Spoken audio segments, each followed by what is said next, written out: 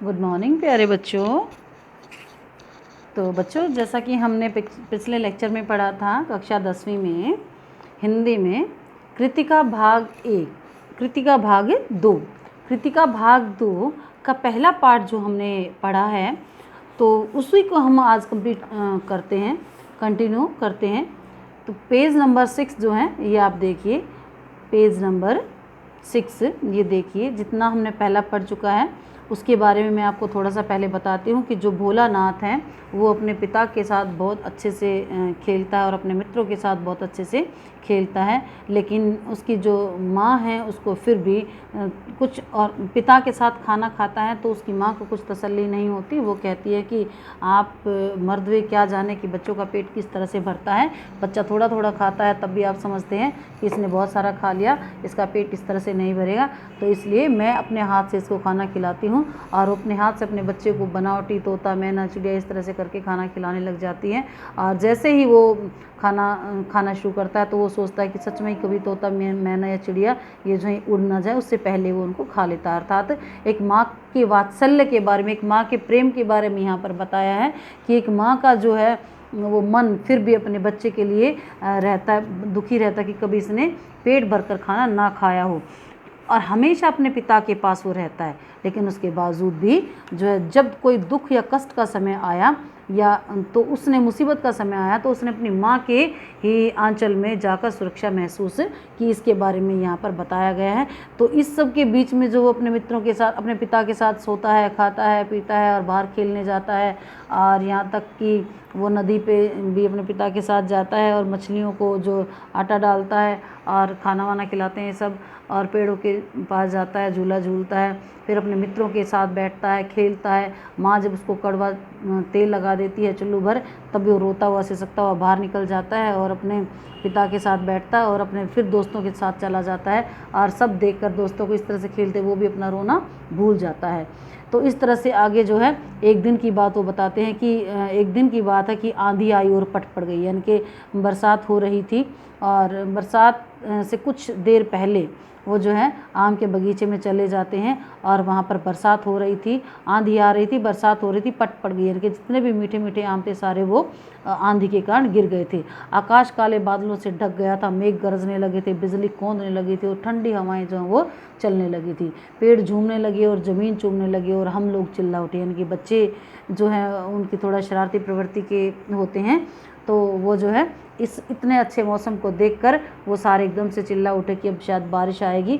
तो एक पैसा की लाई, बाजार में छितराई, बरखा उधेर बिलाई, ये सब वो जो है अपने खेल खेल की जो पंक्तियाँ वो बोलते हैं। लेकिन बरखा न रुकी और भी मूसलाधार पानी होने लगा। हम लोग पेड़ों की जड़ों से धड़ से सट गए, जैसे कुत्ते के कान में अड़ई चिपक जाती है, मगर बरखा जमी नहीं, थम गई। अब क्या कहते हैं कि बरखा जो है, यानी कि बरसात जो है रुकी नहीं और लगातार चलती होती रही, जमी नहीं, थम गई। हाँ, बरखा जो है जमी नहीं, थम गई, अर्थात बरसात जो है लगातार ना होके थोड़ी देर बाद फिर वो रुक गई। अब बरखा बंद होते ही बाग में बहुत सारे बिच्छू नजर आए। अब जितने भी ज़मीन में जानवर होते हैं वो बरसात के कारण उनके बिलों में पानी भर जाता है और वो फिर बाहर निकल आते हैं। तो ऐसा ही हुआ कि जैसे ही बरसात बंद हुई तो जितने भी ज़मीन में जितने भी छोटे मोटे जितने भी वो पशु थे वो बाहर निकल आए, और जितने भी छोटे छोटे मोटे जीव जंतु थे वो बाहर निकल आए, और जिस तरह से बिच्छू थे, सांप थे, ये सब बाहर निकल आए। हम लोग डर के भाग चले। हम लोगों में बैजू जो वो बड़ा ढीठ था, हालांकि सांप उनको दिखा नहीं था और बिच्छू उनको नज़र आ रहे थे, और वो कहते हैं कि हम लोगों में जो बैजू था वो बहुत ही ढीठ था। अब संयोग की बात कि बीच में मूसन तिवारी मिल गए। बेचारे बूढ़े आदमी को सूझता कम था। अब मूसन तिवारी कौन थे? कोई व्यक्ति थे, और जो है बच्चे उनको चिढ़ाते थे, इसीलिए वो बच्चों से चिढ़ता था। अब वो बूढ़ा बेईमान मांगे करेले का चोखा, अर्थात तो उसको बच्चे चिढ़ा के बोलते हैं कि बूढ़ा इतना बेईमान है, एक तो कड़वा करेला देता है, ऊपर से इसके पैसे भी अच्छे लेता है, अर्थात वो उसको चिढ़ाते हैं और भागते हैं।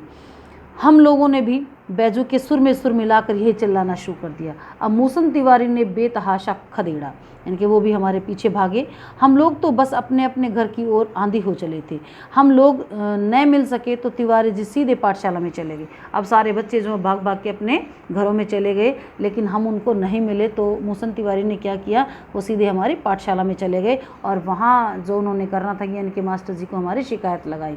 वहाँ से हमको और बैजू को पकड़ लाने के लिए 4 लड़के गिरफ्तारी वारंट लेकर छूटे, अर्थात 4 लड़कों को मास्टर जी ने हमारे पीछे भेज दिया कि जाओ उनको पकड़ कर लाओ। इधर जो ही हम लोग घर पहुँचे त्यों ही गुरुजी के सिपाही हम लोगों पर टूट पड़े। बैजू तो 9-2-11 हो गया, हम पकड़े गए। फिर तो गुरुजी ने हमारी खूब खबर ली। हाँ, आप सोच ही सकते हो कि गुरुजी को या किसी भी व्यक्ति को इस तरह से वो चिढ़ा कर भागेंगे और उसकी शिकायत अगर गुरुजी तक जाएगी तो गुरुजी ने क्या किया, उसकी उन बच्चों की खूब खबर ली। अब बाबूजी ने यह हाल सुना, वह दौड़े दौड़े पाठशाला में गया। उसके पिता ने सुना कि मेरे बच्चे को जो है इस तरह से पाठशाला में पकड़ कर ले गए हैं, तो उसके पिताजी को भी बहुत ज़्यादा चिंता हुई कि पता नहीं मेरे बच्चे को उसने ऐसा क्या कर दिया कि जो घर पर भी आए उसको बच्चे पकड़ कर ले गए हैं। तो वो भी भागा भागा पाठशाला में ही गया। अब गोद में उठाकर हमें पुचकारने और फुसलाने लगे। अब उसके पिताजी ने क्या किया कि अपने बच्चे को वहीं गए और गोद में उठा और पुचकारने और फुसलाने लगे। पर हम दुलारने से चुप होने वाले लड़कों में से नहीं थे। रोते रोते उनका कंधा आंसुओं से तर कर दिया। वह गुरुजी की चिरोरी करके हमें घर ले आए। अब गुरुजी से भी वो जो है दीनतापूर्वक की जाने वाली प्रार्थना करके और उनको कहकर उनसे विनती की और उसको घर ले आए और हमें घर ले आए। अब रास्ते में फिर हमारे साथी लड़कों का झुंड मिला। वे ज़ोर ज़ोर से नाचते और गाते थे और जैसे ही पिताजी के साथ वो घर आ रहा था तो रास्ते में फिर से उनको एक लड़कों का झुंड मिला और जो कि फिर से चिल्लाते हुए आ रही थी, माई पकाई गर गर पुआ, हम खाई बा पुआ ने खेलब जुआ। इस तरह से बच्चे जो अपनी तुकबंदी करते हुए वहाँ से निकल रहे थे। फिर क्या था, हमारा रोना धोना भूल गए। हम तो रोना धोना भूल कर और हट कर बैठे और बाबूजी की गोद से उतर कर लगे उन लड़कों की मंडली में खेलने और सुरताल अलापने। तब तक सभी लड़के सामने वाली मकई के खेत में दौड़ पड़े। उसमें चिड़ियों का झुंड चल रहा था। वे दौड़ दौड़ कर उन्हें पकड़ने लगे पर एक भी हाथ न आई। हम खेत से अलग ही खड़े होकर गा रहे थे, राम जी की चिड़ई राम जी का खेत, खा लो चिड़ई भर भर पेट। यानी कि ये कहता है कि राम जी की चिड़ियाँ हैं और राम जी का ही खेत है, इसलिए चिड़िया तुम भर भर के पेट खा लो। और सारे बच्चे फिर यही सब बोलने लगे थे। हमसे कुछ दूर बाबूजी और हमारे गांव के कई आदमी खड़े होकर तमाशा देख रहे थे और यही कहकर हंसते थे कि चिड़िया की जान जाए लड़कों का खिलौना। यानी कि किस तरह से ये बच्चे जो हैं चिड़ियाओं के साथ खेल रहे हैं और चाहे इनकी जान ही क्यों न चली जाए, लेकिन बच्चों के लिए तो ये सब खेल की ही बातें हैं। अब सब लोग वहाँ पर खड़े खड़े ये सब हमारा तमाशा देख ही रहे थे। सचमुच लड़के और बंदर पराए पीर नहीं समझते। अब एक ये इन्होंने पंक्ति कही है लेखक ने यहाँ पर कि सब सचमुच लड़के और बंदर जो वो दूसरे की तकलीफ़ को नहीं समझते। एक टीले पर जाकर हम लोग चूहों के बिल में पानी उलीचने लगे। अब उन्होंने क्या किया, अब शरारती तो थे ही सब, अब एक बड़े से टीले पर गए, ऊंचे से टीले पर, और जाकर चूहों के बिल से पानी उलीचने लगे। क्योंकि बरसात के कारण जो बिलों में पानी भर गया था, अब वो पानी उन बिलों से वो बाहर निकालने लगे। अब नीचे से ऊपर पानी फेंकना था। अब बिल नीचा होता है और नीचे से बाहर पानी निकालना था, ऊपर पानी फेंकना था। हम सब थक गए थे। तब तक गणेश जी के चूहे की रक्षा के लिए शिव जी का सांप निकल आया। हाँ, क्या हुआ, गणेश जी के चूहे की रक्षा के लिए शिव जी का सांप निकल आया। रोते चिल्लाते हम लोग बेहताशा भागे। अब रोते हुए वहाँ से भागने लगे सभी बच्चे। कोई औंधा गिरा, कोई अंटा चिट, किसी का सिर फूटा, किसी के दांत टूटे। सभी गिरते पड़ते भागे। सारी देह लहूलुहान हो गई। पैरों के तलवे कांटों से छलनी हो गया। अब ऐसा दृश्य जो है अगर देखने को मिल जाए तो क्या कर सकते हैं। सभी बच्चे जो हैं डर के मारे इतने ज़बरदस्त भागे कि उनको होश ही नहीं रहा कि किस तरह से भाग रहे हैं या कौन गिर रहा है, किसके दांत टूट रहे हैं, किसको कांटे चुभ रहे हैं और किसके पैर छलनी हो रहे हैं। लेकिन सबसे बड़ा जो डर था वो था सांप का। अब उसको देखकर वो बुरी तरीके से भाग लिए। एक सुर में दौड़े हुए सभी आए और घर में घुस गए। उस समय बाबूजी बैठक के ओसारे में बैठकर हुक्का गुड़गुड़ा रहे थे।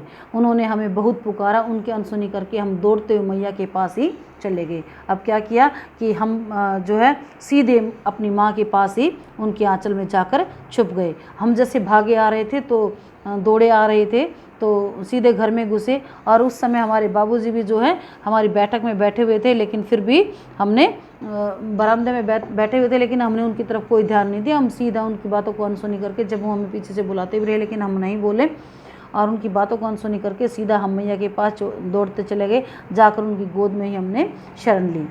अब मैया चावल अमनिया कर रही थी। अब माँ जो है चावल साफ़ कर रही थी, और उसी समय उनके आंचल में हम छिप गए। हमें डर से कांपते देखकर वह ज़ोर से रो पड़ी कि पता नहीं मेरे बच्चे को ऐसा क्या हुआ है कि जो इस तरह से इतना डरा हुआ है।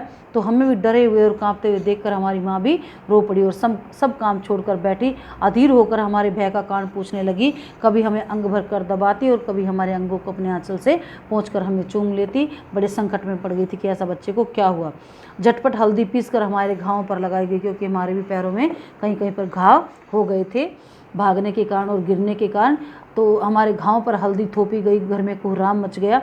और मैंने जब माँ ने बार बार पूछा तो बच्चा कहता, मैंने धीरे से कहा सा, इस तरह से, मतलब उसके मुंह से पूरी तरह से सांप भी नहीं निकल पा रहा था डर के मारे। कहते हो मैया के आंचल में लुके चले जाते थे। सारा शरीर थर थर काँप रहा था, रोंगटे खड़े हो रहे थे। हम आंखें खोलना चाहते थे पर वो खुलती नहीं थी। हमारे कांपते हुए ओठों को मैया बार बार निहार कर रोती और बड़े लाड से हमें गले लगा लेती। इसी समय बाबूजी दौड़ आए, आकर झट से हमें मैया की गोद से अपनी गोद में लेने लगे। पर हम थे कि मैया के आंचल की प्रेम और शांति के चंदों की छाया न छोड़ी। इनके पर हमने मैया के आंचल की प्रेम की छाया और शांति के चंदों की छाया हमने न छोड़ी। तो बच्चों, आपने आज ये पढ़ा है पाठ जिसका नाम है माता का आंचल। अब माता के आंचल पाठ के माध्यम से लेखक ने क्या कहना चाहा है कि चाहे एक बच्चा अपने पिता से कितना ही प्रेम क्यों न करता हो, या एक पिता भी अपने बच्चे से कितना ही प्रेम क्यों न करता हो, लेकिन जो माता के आंचल की जो छाया होती है, यानी कि माता का जो प्रेम होता है, माता का जो वात्सल्य होता है, वो बहुत ही अद्भुत होता है। तो उसकी तुलना किसी से भी नहीं की जा सकती।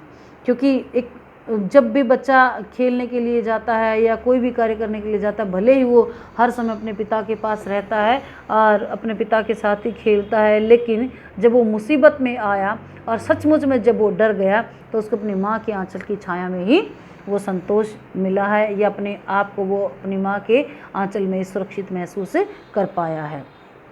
तो ये हमने पढ़ा था आज चैप्टर। तो कल इसके जो प्रश्नोत्तर है बेटा वो हल करेंगे। जब तक आप एक बार इस चैप्टर को दोबारा से ध्यानपूर्वक पढ़ना, आपको अच्छे से ये समझ में आ जाएगा। Thank you.